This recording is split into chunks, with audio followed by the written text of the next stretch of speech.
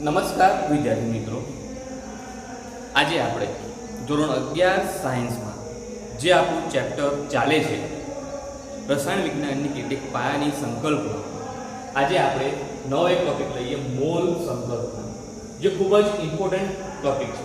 આપણે કહીએ કે આપણું જે ઓરિજિનલ ચેપ્ટર છે એ અહીંથી જ શરૂઆત થાય છે. હવે વિદ્યાર્થી મિત્રો, મોલ શું છે? મોલ શબ્દ અગાઉના લેક્ચરમાં તમે સાંભળેલો હશે. જે પદાર્થનો જથ્થો છે એનો એસઆઈ એકમ મોલ છે. હવે મોલને આપણે ડિટેલમાં સમજીશું. આપણે મોલ સંકલ્પના સમજીએ. એક મોલ નો મતલબ શું એ આપણે સમજીએ. જો એક મોલ એટલે શું લખ્યું છે કે 12 ગ્રામ કાર્બન 12 સમસ્થાનિકમાં રહેલ પરમાણુ. વિદ્યાર્થી મિત્રો, એક મોલનો મતલબ શું? અથવા હું એમ કહું કે એક મોલ બરાબર કેટલા પરમાણુ સંખ્યા કાર્બન 12 સમસ્થાનિકની અંદર? તો શું કહે છે વિદ્યાર્થી મિત્રો કે જે કાર્બન 12 સમસ્થાનિક છે એનું હું 12 ગ્રામ વજન લઉં છું. તો 12 ગ્રામ વજનની અંદર એ કાર્બન 12 સમસ્થાનિક જે પરમાણુ છે એની સંખ્યા, એને આપણે શું કહીએ છીએ? એક મોલ કહીએ છીએ. વિદ્યાર્થી મિત્રો, ફરીથી સમજજો કે કાર્બન 12 સમસ્થાનિક છે એનું 12 ગ્રામ વજન લઉં છું.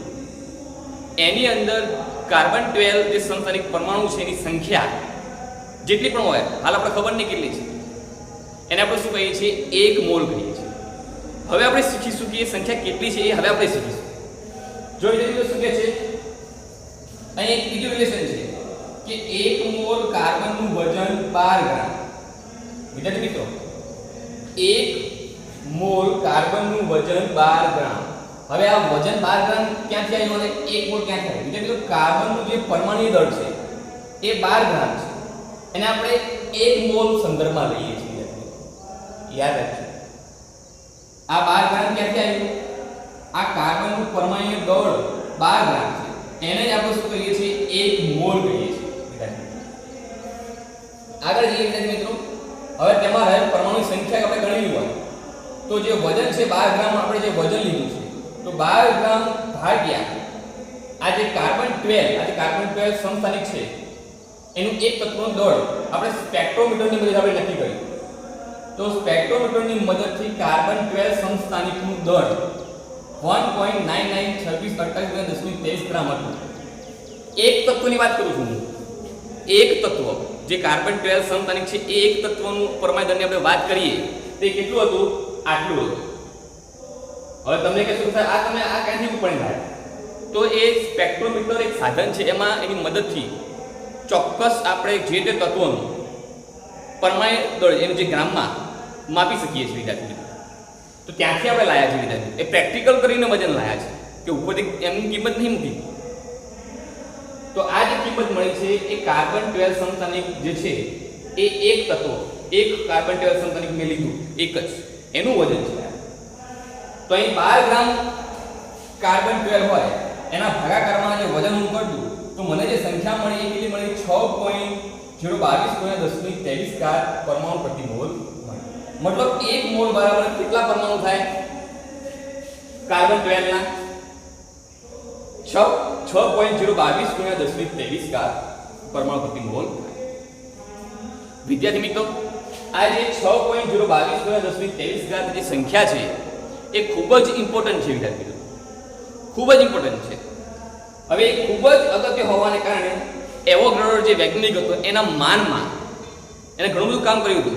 એના માનમાં આપણે એને એવોગાડ્રો અચળાંક Na કહીએ છીએ વિદ્યાર્થી મિત્રો. બહુ ઇમ્પોર્ટન્ટ છે. હવે સમજીએ આપણે વિદ્યાર્થી મિત્રો.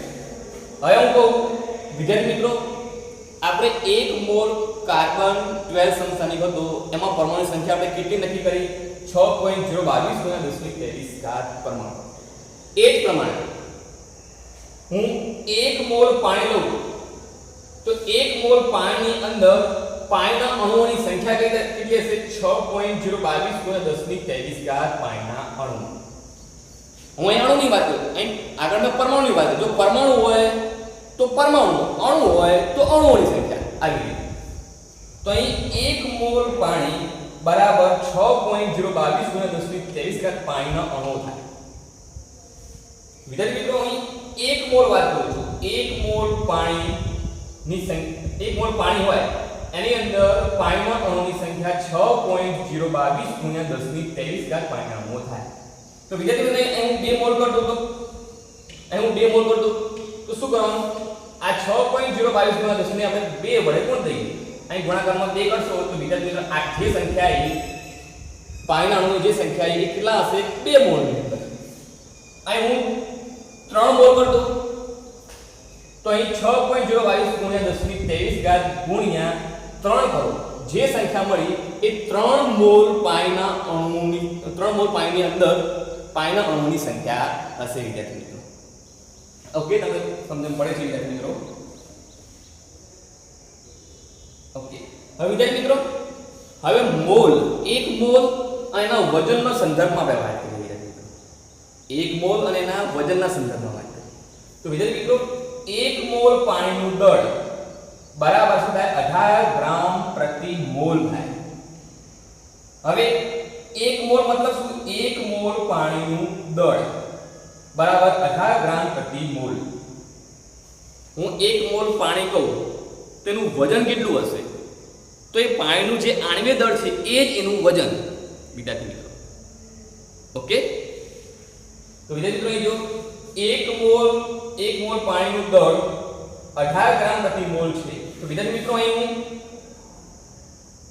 2 મોલ કરી દઉં તો વિદ્યાર્થી મિત્રો અહીં હું 2 મોલ કરી દઉં તો અહીં શું કરવાનું? ગુણ્યા 2 કરી દેવાનું. તો શું થઈ જાય?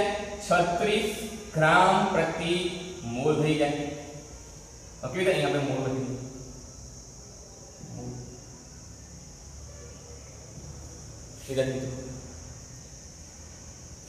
અથવા આપણે ઊંધું પ્રશ્ન કરીએ. જો 18 ગ્રામ આ 18 ગ્રામ શું છે?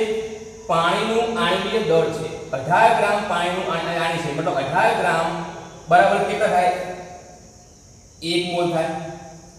વિદ્યાર્થી મિત્રો અથવા એમ કહો કે 1 મોલ બરાબર 18 ગ્રામ. અહીં 18 ગ્રામ એ પાણીનું આણ્વિય દળ છે. તો વિદ્યાર્થી મિત્રો તમને હું પ્રશ્ન પૂછું કે ભાઈ 2 મોલ પાણીનું દળ કેટલું હશે? તો તમે શું કહેશો? 36 ગ્રામ પ્રતિ મોલ હશે. આને ગુણ્યા 2 વડે કરીશું. હવે વિદ્યાર્થી મિત્રો આ થઈ વાત મોલની વાત થઈ, પણ આપણે મોલ શોધવા હોય તો આના પર આપણે મોલ પણ શોધી શકીએ. તો વિદ્યાર્થી મિત્રો મોલ આપણે શોધવા હોય તો મોલ પર શું થાય છે? આપેલ વજન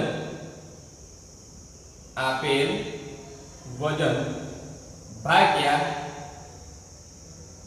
આણ્વિય દળ. વિદ્યાર્થી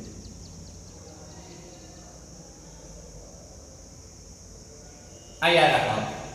જો આપણે કોઈ મોલ શોધવા, દાખલા તરીકે તમને એમ કે 4.5 ગ્રામ H2O વિદ્યાર્થી મિત્રો તમે એમ કહે છે કે 4.5 ગ્રામ H2O છે. 4.5 ગ્રામ H2O છે તો એમાં પાણીના કેટલા મોલ? તો આ આપણું વજન છે 4.5 ગ્રામ. તો અહીં તમે શું મૂકશો વિદ્યાર્થી મિત્રો? 4.5 ગ્રામ મૂકશો અને પાણીનું આણ્વિય દળ કેટલું છે? 18. તો 4. શું મૂકશો? 4.5 ગ્રામ ભાગ્યા 18 મૂકશો. જે તમારો જવાબ આવ્યો એ તમારા પાણીના મોલ મળશે. મોલ તમે આવી રીતે શોધી શકો છો. આપેલ વજન ભાગ્યા આણ્વિય દળ. અહીંયા મતલબ શું થઈ ગયું? જો પદાર્થનું 1 મોલ ને ગ્રામમાં દર્શાવવા જે તે પદાર્થનું આણ્વિય દળ અથવા પરમાણ્વીય દળ બરાબર થાય છે. વિદ્યાર્થી મિત્રો પરમાણુ હશે તો પરમાણ્વીય દળ હશે એનું, અને આણ્વિય દળ છે તો એ અણુ હશે, અણુનું આણ્વિય દળ થાય. વિદ્યાર્થી મિત્રો દાખલા તરીકે હું એમ કહું કે 1 મોલ સોડિયમ, તો સોડિયમને આપણે પરમાણુ લીધું, આ અણુ નથી, અહીં પરમાણુ સ્વરૂપે જ છે વિદ્યાર્થી મિત્રો. તો 1 મોલ સોડિયમ છે તો 1 મોલ સોડિયમ બરાબર સોડિયમના કેટલા ગ્રામ? આપણે એવું કરવું હોય તો સોડિયમનો પરમાણુ દળ કેટલો? 23. તો અહીં લખી શકો છો 23 ગ્રામ પ્રતિ મોલ. સમજ પડી? તો આ પ્રમાણે તમે સમજી શકો. એ પ્રમાણે વિદ્યાર્થી મિત્રો આપણે આગળ જઈએ. તો પ્રશ્ન પૂછ્યું કે 1 મોલ CO2 બરાબર કેટલા ગ્રામ પ્રતિ મોલ. ઓકે, અથવા આપણે કેટલા ગ્રામ પ્રતિ મોલ. મોલની વાત ચાલુ. તો 1 મોલ CO2 બરાબર 44 ગ્રામ પ્રતિ મોલ. વિદ્યાર્થી મિત્રો 1 મોલ બરાબર શું છે? 1 મોલ CO2 બરાબર શું છે? 44. હવે આ 44 ક્યાંથી લાવ્યા આપણે? CO2 નું જે આણ્વિક દળ છે એ બરાબર 1 મોલ છે. હવે વિદ્યાર્થી મિત્રો હું પ્રશ્ન પૂછું કે 1 મોલ H2O માં પાણીના અણુઓની સંખ્યા કેટલી? તો 1 મોલ પાણીમાં રહેલ પાણીના અણુઓની સંખ્યા તમને ખબર છે 6.022 × 1023 અણુઓ થાય. વિદ્યાર્થી મિત્રો આગળ આપણે જઈએ. આ એક પ્રશ્ન છે, એ પ્રશ્ન સોલ્વ કરી દઈએ વિદ્યાર્થી મિત્રો. ક્વેશ્ચન નંબર 3 4.4 ગ્રામ CO2 માં રહેલ ઓક્સિજન પરમાણુની સંખ્યા કેટલી? વિદ્યાર્થી મિત્રો અહીં શું છે? ઓક્સિજન પરમાણુની સંખ્યા પૂછી છે. તો વિદ્યાર્થી મિત્રો અહીં તમને લખવું હોય, અહીં હું લખું કે CO2, આ CO2 લખ્યું તો આ એક CO2 નો અણુ છે વિદ્યાર્થી મિત્રો. કેટલો છે? એક CO2 નો અણુ છે. તો એક CO2 ની અંદર ઓક્સિજન પરમાણુની સંખ્યા કેટલી છે? 2 છે. અહીં ઓક્સિજન 2 પરમાણુ છે. ઓક્સિજન એક CO2 અણુની અંદર એક CO2 અણુની અંદર 2 ઓક્સિજન પરમાણુઓ રહેલા છે. ઓકે, તો 500 હોય તો કેટલા ઓક્સિજન પરમાણુ? 600 CO2 અણુ હોય તો ઓક્સિજનના પરમાણુ કેટલા? એ પ્રમાણે આપણે ગણતરી કરવાની છે. ઓકે, તો વિદ્યાર્થી મિત્રો અહીં જો વિદ્યાર્થી મિત્રો 4.4 ગ્રામ CO2 આટલા છે. વિદ્યાર્થી મિત્રો આપણે સંખ્યા શોધવી હોય અણુ અથવા પરમાણુ તો પહેલા આપણે મોલ શોધવા પડે. મોલ શોધવા માટે મેં આ તમને કીધું, અને જે મોલ તમને મળી ગયા તો એ મોલને તમે ગુણાકાર કરશો 6.022 × 1023 છે. કોઈ પણ ગ્રામમાં કોઈ પદાર્થ આપેલો છે એની અંદર અણુ અથવા પરમાણુની સંખ્યા શોધવાનું પૂછે છે. તો જો મોલ નહીં આપેલા તો ગ્રામ આપેલા છે, બરોબર? તો ગ્રામ ઉપરથી આપણે મોલ શોધવા હોય તો તમે મોલ શોધવા હોય તો આ સૂત્ર છે. તો પહેલા અહીં 4.4 ગ્રામ CO2 આપેલા છે, રહેલ ઓક્સિજન પરમાણુ સંખ્યા. તો પહેલા આપણે મોલ શોધીએ, આપેલ વજન ભાગ્યા આણ્વિક દળ. તો 4.4 ગ્રામ CO2 નો આણ્વિક દળ 44 છે, તો 0.1 મોલ થશે. ઓકે, તો તમને ખબર છે 1 મોલ CO2 બરાબર 6.022 × 1023. તો અહીં 0.1 મોલ CO2 બરાબર કેટલા થાય? તો અહીં મૂકશો 6.022 × 1023 ગુણ્યા 2 ગુણ્યા 0.1. અહીં 2 કેમ આયા? આ તો તમને ખબર પડી 0.1 મોલ છે વિદ્યાર્થી. આ તો તમને ખબર પડી ગઈ કે આ તમે શોધ્યા એ મોલ. આ 2 ક્યાંથી આવ્યા વિદ્યાર્થી મિત્રો? 2 એના માટે મૂક્યા વિદ્યાર્થી મિત્રો. અહીં તમે શું પૂછ્યું વિદ્યાર્થી મિત્રો? ઓક્સિજન પરમાણુની સંખ્યા પૂછી. તો એક CO2 ની અંદર 2 ઓક્સિજન પરમાણુ છે, એના કારણે આપણે અહીં 2 મૂક્યા છે. તો આ કેલ્ક્યુલેશન તમે કરશો તો તમને 1.2 × 1023 તમને. આ પ્રશ્ન જૂની એક્ઝામમાં કોમ્પિટિટિવ જે એક્ઝામ છે એમાં પ્રશ્ન પૂછાયો છે વિદ્યાર્થી. તો હું આશા રાખું છું વિદ્યાર્થી મિત્રો આ ક્વેશ્ચન અંદર તમને ખબર પડી હશે. વિદ્યાર્થી મિત્રો આમાં કશું છે નહીં. 1 મોલ બરાબર શું થશે? હું પૂછું 1 મોલ બરાબર કોઈ પદાર્થનું વજન કેટલું થશે? એનું આણ્વિક દળ વિદ્યાર્થી. ઓકે, 1 મોલ બરાબર અણુઓની સંખ્યા તો પરમાણુની સંખ્યા કેટલી? 6.022 × 1023. મોલ શોધવો હોય તો મોલ તમે આવી રીતે શોધી શકો છો, આપેલો વજન ભાગ્યા આણ્વિક દળ. જો તમને મોલ મળી ગયા તો મોલ ઉપર તમે એની અંદર જે અણુ અથવા પરમાણુની સંખ્યા શોધી શકો છો વિદ્યાર્થી મિત્રો. ઓકે, કોના વડે ગુણવાનું? મોલને 6.022 × 1023 તમે ગુણી દેશો તો તમને એની સંખ્યા મળી જશે. ઓકે, તો આ પ્રમાણે તમે મોલ સંકલ્પના તમે સમજી શકો છો. ઓકે,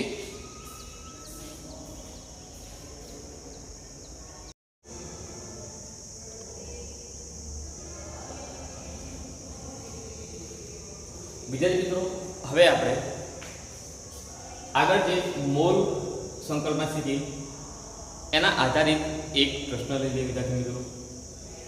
એ પ્રશ્ન છે સ્વાધ્યાયનો 1.28 છે. નીચે પૈકી શેમાં સૌથી વધુ સંખ્યામાં પરમાણુ રહેલ છે? 1 ગ્રામ એવું આપ્યું છે. 1 ગ્રામ એ ગ્રામ છે. 1 ગ્રામ સોડિયમ આપું છું, 1 ગ્રામ લિથિયમ આપું છે અને અહીં 1 ગ્રામ Cl2 આપેલું. વિદ્યાર્થી મિત્રો, આની અંદર આપણે આ જે 4 આપેલા છે, 4 માંથી તેમાં પરમાણુની સંખ્યા વધારે હશે એ એમ છે. વિદ્યાર્થી મિત્રો, પરમાણુની સંખ્યા આપણે શોધવી હોય તો વિદ્યાર્થી મિત્રો પહેલા આપણે મોલ શોધવા પડે. એ તમે જે મોલ શોધ્યા એને તમે 6.022 × 10⁻³ વડે ગુણી દેશો તો તમને જે તે અણુ અથવા પરમાણુની સંખ્યા મળી જશે. વિદ્યાર્થી મિત્રો, અહીં આપણે શું કરીએ છીએ કે 1 ગ્રામ ગોલ્ડ આપ્યું છે, તો જે આપેલો વજન છે 1 ગ્રામ ભાગ્યા 197 કરો છો તો તમને આ મોલ મળશે. મોલ ગુણ્યા 6.022 × 10⁻23 કરો છો તો તમને આ કિંમત મળે 3.06 × 10⁻21 આની આસપાસ આ મળશે પરમાણુ. એ જ પ્રમાણે વિદ્યાર્થી મિત્રો 1 ગ્રામ સોડિયમ 1 ભાગ્યા તમે 23 કરો છો વિદ્યાર્થી મિત્રો તો તમને મોલ મળશે. એમ તમે 6.022 × 10⁻23 વડે ગુણ દેશો તો 26.2 × 10⁻23 પરમાણુ આવશે. મતલબ વિદ્યાર્થી મિત્રો 6.022 × 10⁻23 જે સંખ્યા જે ફિક્સ છે, અહીં મોલમાં ફેરફાર થાય છે. મતલબ જેના મોલ વધારે વિદ્યાર્થી મિત્રો એની એ જે પરમાણુની સંખ્યા છે એ વધારે હશે વિદ્યાર્થી મિત્રો. એ સમજીએ હવે કઈ રીતે. તો વિદ્યાર્થી મિત્રો અહીં જે ઉપર જે વજન છે 1 ગ્રામ 1 ગ્રામ 1 ગ્રામ 1 ગ્રામ એ તો ફિક્સ છે વિદ્યાર્થી મિત્રો. તો જે પરમાણુ દળ હશે વિદ્યાર્થી મિત્રો, જો વજન ફિક્સ હોય વિદ્યાર્થી મિત્રો, વજન શું હોય? ફિક્સ હોય અને નીચે જે આપણે ભાગાકારમાં પરમાણુ દળ ગઈ છે, અહીં 197 ભાગાકારમાં કર્યા છે, અહીં 23 કર્યા છે, અહીં 7 કર્યા છે, અહીં 71 કર્યા છે. તો ભાગાકારમાં અહીં નીચે આપણે શું મૂકીએ છીએ? પરમાણુ દળ મૂકીએ છીએ. તો જેનું પરમાણુ દળ ઓછું એ પરમાણુની સંખ્યા વધારે છે, કારણ કે અહીં ભાગાકારમાં ઓછા છે એટલે એનો મોલ વધારે મળશે, કારણ કે વજન ફિક્સ છે. તો બધામાં 1 1 1 વજન ફિક્સ છે. 6.022 એ પણ ફિક્સ છે. મતલબ એમ થયું કે ભાગાકારમાં આપણે જે નીચે મૂકીએ છીએ શું મૂકીએ છીએ? પરમાણુ દળ મૂકીએ છીએ. મતલબ જેનું પરમાણુ દળ ઓછું હશે એની સંખ્યા શું હશે? વધારે હશે. મતલબ એમ જ થયું. તો આ જે લિથિયમ છે એનું પરમાણુ દળ 7 છે. મતલબ હું કહી શકું કરેક્ટ આન્સર આવશે કરેક્ટ. જોઈએ આમાં લિથિયમ 1 ગ્રામ લિથિયમની અંદર પરમાણુની સંખ્યા સૌથી વધારે હશે. સિમ્પલ છે વિદ્યાર્થી મિત્રો, કશું છે નહીં. ઓકે, જો વજન સેમ આપેલું હોય વિદ્યાર્થી મિત્રો, તમારે કોઈ એમસીક્યુમાં કોઈ પ્રશ્ન પૂછે છે અને વજન સેમ આપ્યું છે તો તમારે જોઈ લેવાનું વિદ્યાર્થી મિત્રો કે જેનું પરમાણુ દળ ઓછું હશે તો એના પરમાણુની સંખ્યા વધારે અથવા એના અણુની સંખ્યા વધારે. એ તમારે તમે જોઈ શકો છો વિદ્યાર્થી મિત્રો. તો વિદ્યાર્થી મિત્રો અહીં મોલ સંકલ્પમાં આપણે આટલું રાખીએ છીએ વિદ્યાર્થી મિત્રો. આગળ આપણે જઈએ વિદ્યાર્થી મિત્રો બંધારણીય ટકાવારી. વિદ્યાર્થી મિત્રો હવે તમારા મનમાં પ્રશ્ન થશે કે બંધારણીય ટકાવારી શું છે? બંધારણીય ટકાવારી વિદ્યાર્થી મિત્રો શું છે કે કોઈ સંયોજન છે, એ સંયોજનની અંદર જુદા જુદા તત્વો આવેલા હશે, કારણ કે જુદા જુદા તત્વો ભેગા થઈને સંયોજન બનાવે છે. તે જે જુદા જુદા તત્વો છે એ તત્વોનું પ્રમાણ પર્સન્ટેજમાં, દળના સંદર્ભમાં, ટકાવારીમાં માપવું ખૂબ જ જરૂરી બનતું હોય છે, કારણ કે એના ઉપર એનું સૂત્ર અને સૂત્રો પર અણુસૂત્ર બનતું હોય છે. મતલબ પ્રમાણસૂચક સૂત્રો ઉપરથી આણ્વિક સૂત્ર બનતું હોય છે. તો વિદ્યાર્થી મિત્રો શું કહેશું જોઈએ કે કેટલીક વખત સંયોજનમાં રહેલ તત્વોનું પ્રમાણ ટકાવારીમાં જાણવું ખૂબ જ જરૂરી બને છે. તેના ઉપર તેનું સૂત્ર આપણે નક્કી થતું હોય છે. વિદ્યાર્થી મિત્રો અહીં આપણે જોઈએ દાખલા તરીકે હું પાણી લઉં તો પાણીની અંદર હું તત્વની વાત કરું તો તત્વો કયા એક છે હાઇડ્રોજન અને એક છે ઓક્સિજન. તો પાણીની અંદર જે હાઇડ્રોજન ને ઓક્સિજન છે એ જે તત્વો રહેલા છે એના ટકાવારી આપણે જાણવા હોય. દાખલા તરીકે હાઇડ્રોજનના પણ ટકાવારી જાણવી હોય, ઓક્સિજનની ટકાવારી પર્સન્ટમાં જાણવી હોય તો એક સૂત્ર છે. મતલબ એનું બંધારણીય ટકાવારી જાણવી હોય તેના માટે સૂત્ર શું છે? એટલે જે તે તત્વોનું દળ ટકાવારી જાણવું છે તો તત્વોની દળ ટકાવારી બરાબર શું છે? સંયોજનમાં તે તત્વોનું દળ અને અહીં આપણે ગુણાકારમાં શું કરીએ છીએ? તો શું કહે છે મિત્રો? તત્વની દળ ટકાવારી સંયોજનમાં તે તત્વોનું દળ ભાગ્યા આણ્વીય દળ ગુણ્યા 100 મૂકીએ છીએ. વિદ્યાર્થી મિત્રો અહીં પાણીમાં આજે પાણી આપ્યું છે, પાણીમાં આપણે હાઇડ્રોજનના ટકા શોધવા છે, મતલબ હાઇડ્રોજન તત્વ છે એના આપણે ટકા શોધવા છે અને ઓક્સિજનના પણ ટકા શોધવા. કારણ કે વિદ્યાર્થીઓ જે પાણી છે એ હાઇડ્રોજન અને ઓક્સિજન તત્વથી બનેલું છે, એના ટકામાં જે પર્સન્ટેજ કેટલા છે એ આપણે શોધવા છે. તો આ સૂત્ર છે, તમે યુઝ કરી શકો. જોઈએ કે પાણીનું મોલર દળ તમને ખબર છે, મતલબ કે આની અંદર કેટલું છે 18 ગ્રામ પ્રતિ મોલ છે, મતલબ 18 ગ્રામ છે. પાણીનું આણ્વિક દળ અથવા મોલર દળ કેટલું છે? 18 ગ્રામ છે, તમને ખબર છે. હવે પાણીની અંદર આપણે હાઇડ્રોજનનું દળ અહીં આપણે લઈએ ને તત્વનું દળ જેનું આપણે શોધવાનું છે અહીં આપણે મૂકીશું. મતલબ મને હાઇડ્રોજનનું દળ પર્સન્ટેજ શોધવું છે અને આપણે ઉપર શું મૂકવાના? હાઇડ્રોજનનું સંયોજનમાં જે તે તત્વનું મતલબ જેનું આપણે શોધવું છે. અહીં H2O ની અંદર મને હાઇડ્રોજનનું શોધવું છે, તો હાઇડ્રોજનનું જે પરમાણુ દળ છે એ મૂકી દેવાનું. તો વિદ્યાર્થી મિત્રો અહીં હાઇડ્રોજનનું પરમાણુ દળ કેટલું છે?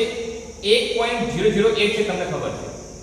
પણ પાણીની અંદર બે હાઇડ્રોજન તો હું 2 ગુણ્યા 1.008 મૂકું છું, ભાગાકારમાં હું શું મૂકું છું? 18 મૂકું છું, ગુણ્યા 100 કરું છું. તો વિદ્યાર્થી મિત્રો તમને 11.18% મળશે. મતલબ જે H2O છે, H2O ની જે અંદર હાઇડ્રોજન છે તત્વ, એના પર્સન્ટેજમાં મતલબ કે ટકારી ગણીએ કે તત્વનું ટકારીના પ્રમાણમાં ગણીએ તો કેટલું છે? 11.18. એ પ્રમાણે તમારે ઓક્સિજનનું દળ પર્સન્ટેજમાં શોધવું હોય તો શું કરવાનું છે મિત્રો? H2O માં એક જ ઓક્સિજન છે અને ઉપર ઓક્સિજનનું પરમાણુ દળ મૂકી દઉં 16 છે, ભાગાકારમાં આખા H2O નું આણ્વિક દળ આપણે મૂકી દઈએ તો તમને 88.79% તમને પ્રાપ્ત થઈ જશે. મતલબ H2O ની અંદર હાઇડ્રોજન જે તત્વ છે એનો આપણે દળ ટકારી ગણીએ તો કેટલી છે? 11.18% છે. તો અહીં બીજી બાજુ જોઈએ તો ઓક્સિજનનું શું છે? 88.79%. વિદ્યાર્થી મિત્રો એવો જ આપણે બીજો એક્ઝામ્પલ લઈએ જેથી તમને વધારે ખ્યાલ આવે. પ્રશ્ન શું પૂછે છે? C2H5OH માં દરેક તત્વનું દળ ટકાવારી ગણો. તો વિદ્યાર્થી મિત્રો અહીં તમને આપ્યું છે C2H5OH મતલબ ઇથેનોલ આપ્યો છે. શું છે બેટા? આને આપણે શું કહીએ છીએ? ઇથેનોલ. શું કહીએ વિદ્યાર્થી મિત્રો? ઇથેનોલ. પહેલા આ જે સંયોજન છે એની અંદર પહેલા તત્વો કયા છે એ જુઓ. એક કાર્બન તત્વ છે, હા કાર્બન તત્વ છે, કેટલા છે? 2 છે વિદ્યાર્થી મિત્રો. કેટલા છે? 2 છે. હાઇડ્રોજન કેટલા છે વિદ્યાર્થી મિત્રો? અહીં 5 અને આ 1 6 છે. ઓક્સિજન 1 છે. મતલબ દરેક તત્વો મતલબ આપણે કાર્બનનો પણ દળ ટકારી શોધવાની છે, હાઇડ્રોજનની પણ દળ ટકારી શોધવાની છે અને કાર્બનની પણ દળ ટકારી આપણે શોધવાની છે. તો જો પહેલા આપણે અહીં H2O નો આપણે આણ્વિક દળ 18 ગ્રામ પ્રતિ મોલ આપણે શોધ્યું તો એ જ પ્રમાણે આપણે અહીં જે આલ્કોહોલ છે એનું આણ્વિક દળ શોધી લેવાનું. આણ્વિક દળ શોધતા તમને આવડે જ છે વિદ્યાર્થી મિત્રો.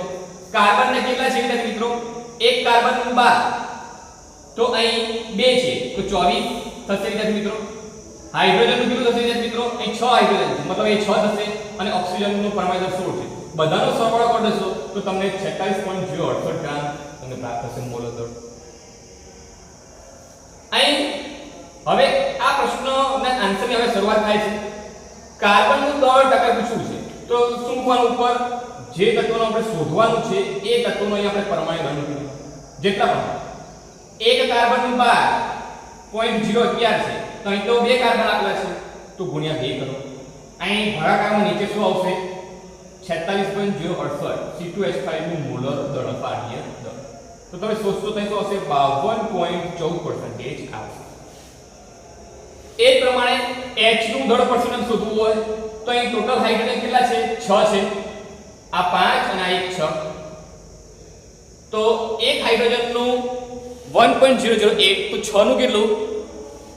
6.048 ભાગાકારમાં જે આલ્કોહોલ છે એનું 46.068 મૂકીશું ગુણ્યા 100 કરતો તમને 13.13% મળી છે વિદ્યાર્થી મિત્રો।